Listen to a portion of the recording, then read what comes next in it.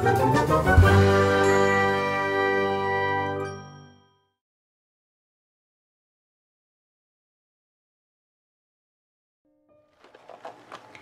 everyone, today I'm trying out the Arteza Premium Watercolors and I get the big set of 24. I don't think there's more than 24 colors.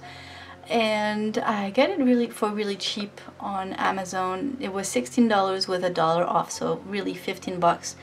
I thought for this price I could just check it out. It says premium, so I hope it's good quality.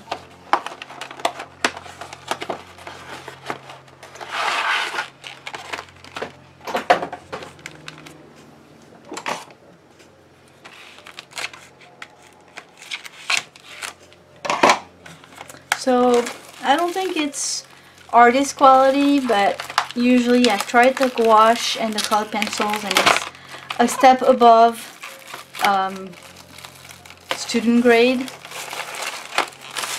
So it's fairly good quality, and you can also tell that they're doing a good job with their packaging, giving you the pigment number, the opacity, and also the light fast rating. Now I'm not quite sure, you know, what their light fast rating is really, because I send them an email and I get different answers. So I might just show you a screen capture of the emails, our conversation, and you can figure it out yourself. Feel free to pause the video and put it in full screen mode so that you can read the conversation.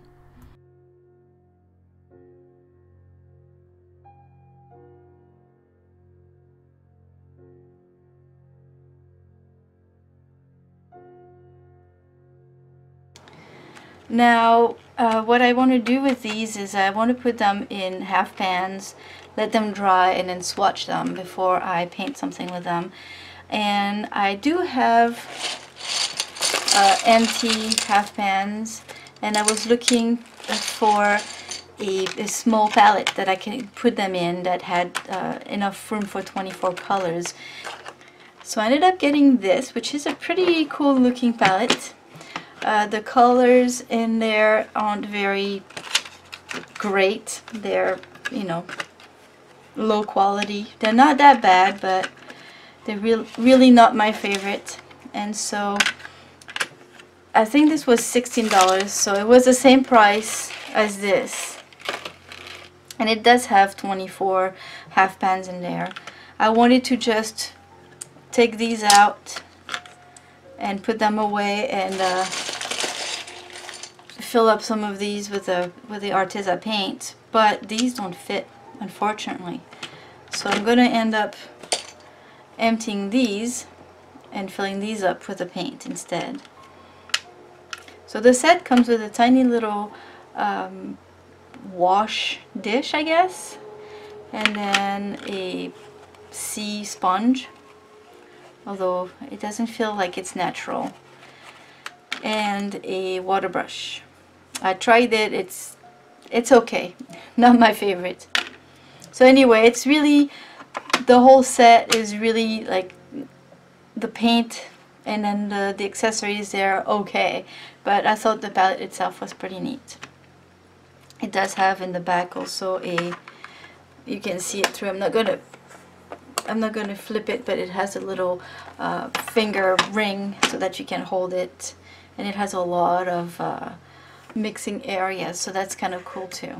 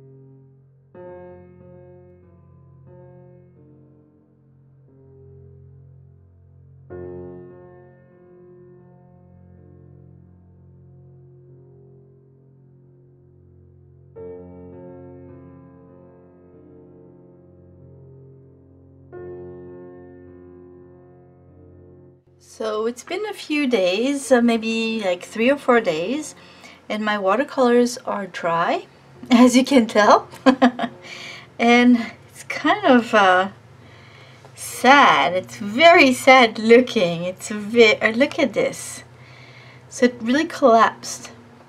So one thing I had done with these is when I poured the color into the half pans, for some of them, not all of them, and I know for sure this one I didn't. I don't know about this or this. But to even them out, I used a paper clip and I kind of mixed them together so that I wouldn't have like little bumps like this. And I don't know if it has anything to do with it. This one isn't collapsed or anything. I don't know. So I don't know what's in those watercolors, but there sure is a lot of fillers or water, or I'm not sure what, but for them to just break into pieces like that, they kind of look like gouache to me right now. I'll show you something. I've poured these colors in these half pans about 3 months ago. And see how shiny they are. There are, I think, 3 different brands. There's Score, Daniel Smith, and Amgram. The Core one is not as shiny, but still it stayed exactly the way I poured it in. It might have gone down a little bit, but that's about it. Now the Amgram basically never dries. Although it's better now, but we've had a very humid summer, and this was very messy. Here you go, see? And I poured it 3 months ago. The palette was open for about 2 months. And then the Daniel Smith here is not as wet as this, but it feels a bit sticky. So that's really good quality. The Amgram doesn't dry very much because it has honey in it, and all of them, they re-wet really well and all that. So, but anyway, that's not the point. The point is, right now I'm reviewing the Arteza watercolor, and they look like old gouache right now, and I just don't know how can it collapse this much. It's just crazy. Like half of it disappeared. I don't know, but anyway, that really surprises me. Maybe it doesn't mean anything. Maybe the colors will work just as well. But right now it just looks really sad. Alright, it's time to do swatches.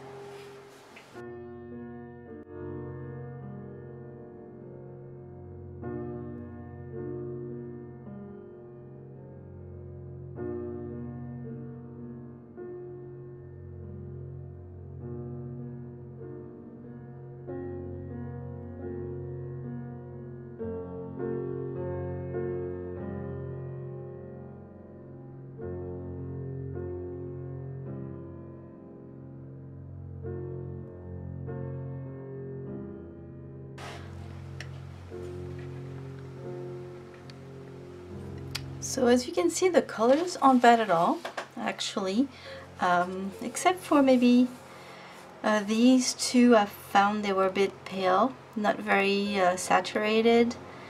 They seem to be pretty pigmented, and I'm going to compare them with the Jerry Q paint. That was the paint that was in here before, and you can see how this is really another level of colors altogether. So these are nicer, and they will, if you compare them to these, well, it's not the same kind of colors, but they're you can tell they are pigmented.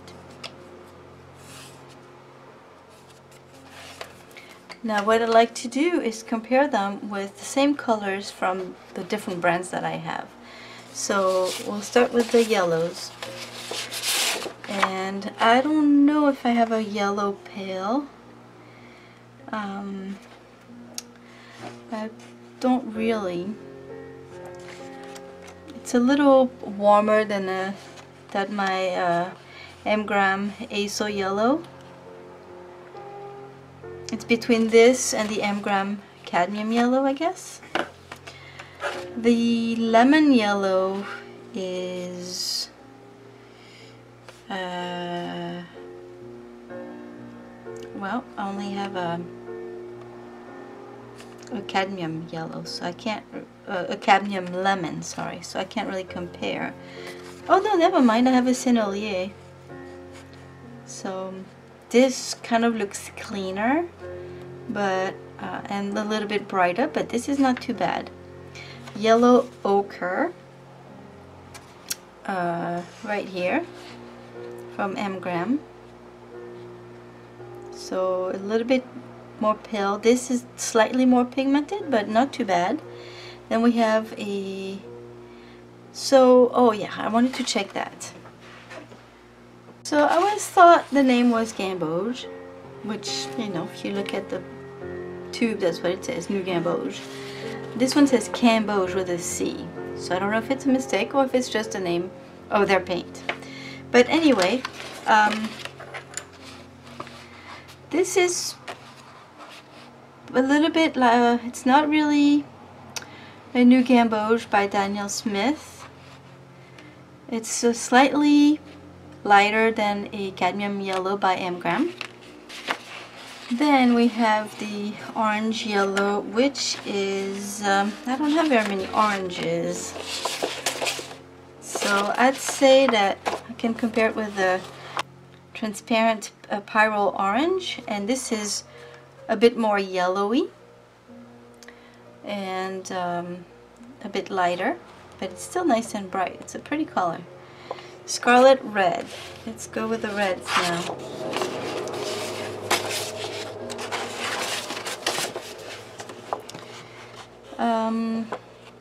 I do not have a Scarlet Red, and don't seem to have a red that looks like it. Vermilion Red, same thing. It kind of, it's a little bit more orangey, but it tends to go towards the Pyrrole Scarlet, you know. Then Burnt Sienna. I should have one of those. Burnt Sienna by M-Gram. I think I might, do I have another one? I've got two Burnt Sienna. M-Gram and Daniel Smith. And it's kind of in between. Not super saturated, but it's kind of in between. Maybe closer to the Daniel Smith one. Crimson Red.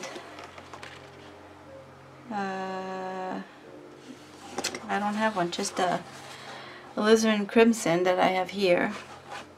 This is a bit more red. This is a colder. Rose.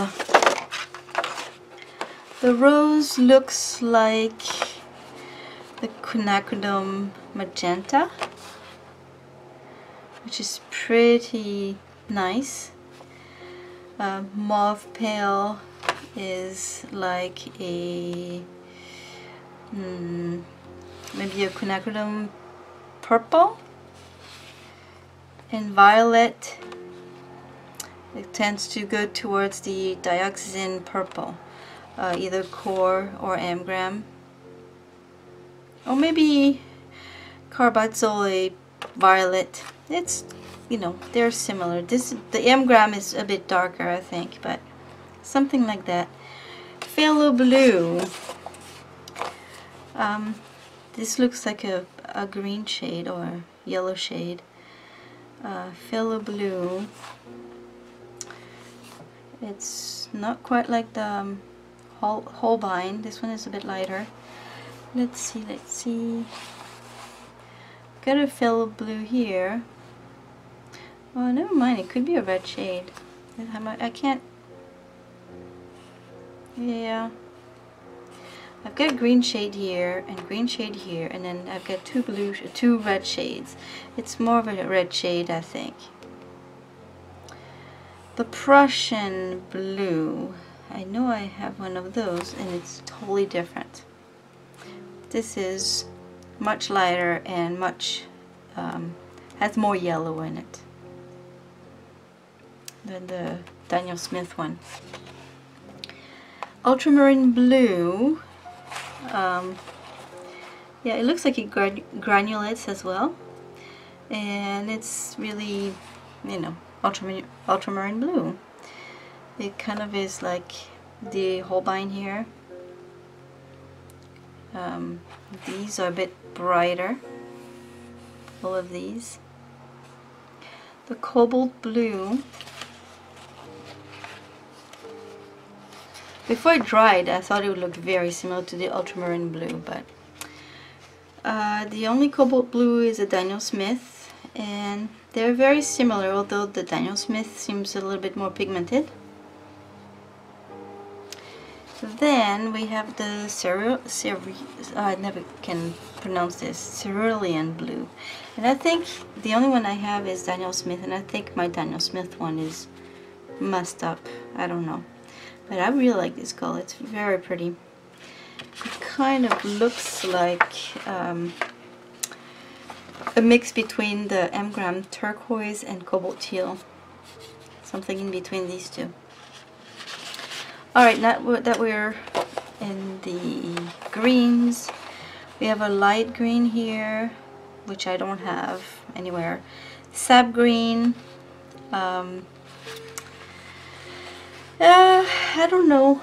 It's not quite the same as the Core, not quite the same as the Daniel Smith. Core is my favorite, sap green. It's a bit lighter, not as yellow as the Daniel Smith one. Then we have the deep green, which is, I don't know, maybe a darker Viridian, between Viridian and Hookers, a mix of these two. I'm not quite sure. The white is the white. It seems pretty opaque. Raw Umber. So that's the one I thought was not very saturated. I've got a Raw Umber Natural by Core here. And then one by Daniel Smith. This one is even darker. So these two have more pigments than this one for sure. It looks more like a burnt sienna to me. And we have a burnt sienna here. See, that's funny because this one looks like a Daniel Smith burnt sienna, and this one like an M-Gram burnt sienna. Interesting. So these are the burnt umbers that I have, and you can see they're not as red, and they're much darker. So anyway, and then we've got the black, and I don't think I have a black. It's a bit darker than my Core neutral tint. Yeah, I don't have anything to compare with. So except for these two, they're kind of weird.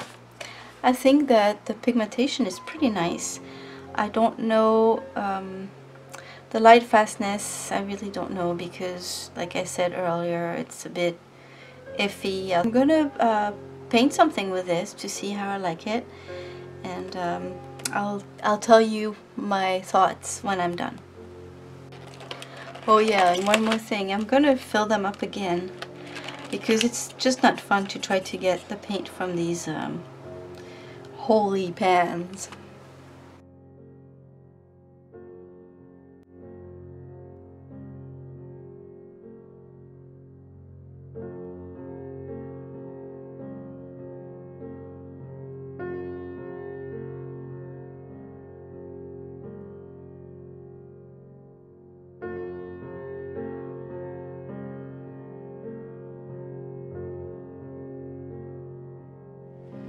So after another 2-3 days of the paint drying, remember I added extra paint, and again it's all cracked, and I didn't even stir that one. I just added to what was underneath and left it alone. Still cracked. I really don't like this. So, oh well, that's okay. The paint seems pretty nice, so now it's time to paint something with it.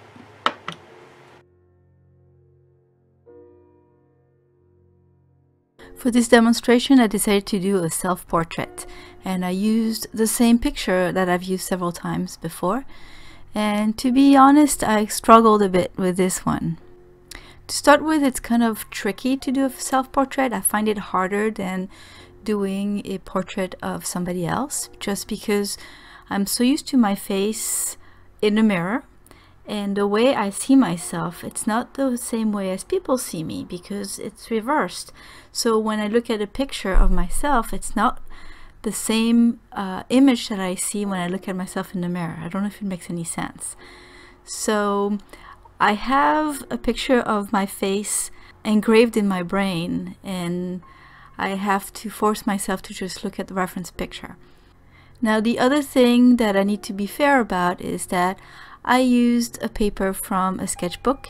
I think it's, yeah, it is 140 pounds, but it's not 100% cotton. And lately I've been painting portraits with 100% cotton arch paper. So the quality of the paper really makes a difference, and it's much easier to paint on the arch paper than a sketchbook paper, especially when I try to add a lot of details and layers. However, besides my struggle, I must say that I'm happily surprised once more by the Arteza quality. I think the pigments are great. Again, it's not professional quality, but it's much better than a lot of the other cheap watercolor brands. I thought this set lacked good browns. I really didn't like the browns that were included. Those didn't have the right pigments for me, but all in all the other colors were fine. In the end, I'm not very thrilled with the portrait, and it's like I said before, because of the paper that I used, and also because I had a hard time finding the right combinations of the colors. Maybe it lacked some of the colors that I needed for skin tones, but the paint itself is fine. It's great, it's cheap. The only thing I didn't like was the way it dried, because it really breaks into pieces. But you can just squeeze the colors out of the tubes as you need them when you paint and use them fresh, and you won't have that problem. There's one last thing you need to remember, and to me it's a very big deal. If you run out of one color in a tube, you cannot replace the tube individually because the colors aren't available open stock. That means you will have to buy the full set again just to replace that color. And unfortunately, it's the same with all the Arteza products for now. Thank you everyone for watching this video. I hope you found it helpful. Sorry it was a bit long this time, but I wanted to give a thorough review and really test the paints. I will definitely stick to my better quality paints, but I might use the Arteza watercolors for sketches from time to time. Have a great day. I'll see you soon. Bye bye.